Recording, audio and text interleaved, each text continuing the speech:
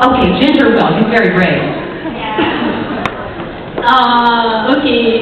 Thank you all for coming to our wedding. I think, siguro, first of all, I'd like to thank the Lord for great weather. Kasi, di ba, we all know that there's storms not coming, but it is arrived today. So talagang thank you, Lord.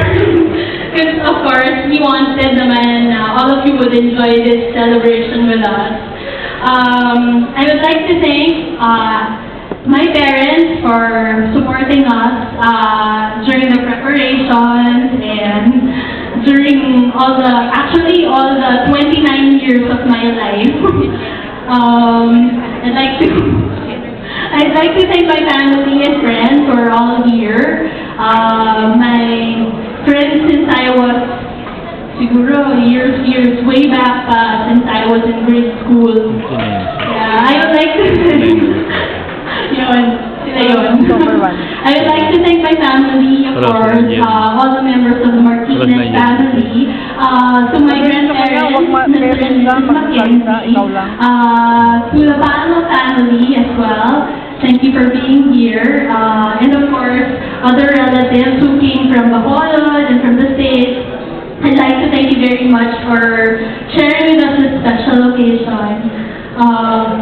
I'll turn the mic over to EJ. Okay, thanks, Ginger.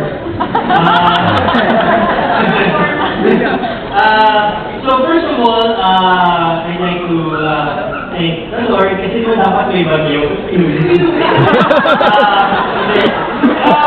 But of course, I want to thank, we thank the Lord, not just for the weather, but for making everything run smoothly, or at least hindi namin mapansin.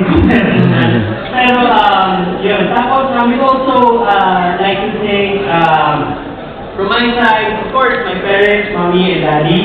Hello.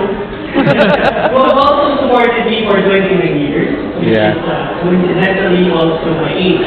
I also like to thank my Lola for being here. She came here all the way from Tanhay, Negros Oriental. And of course, our relatives and friends who came all the way from the States, all the way from Cagayan de Oro, from Alabang,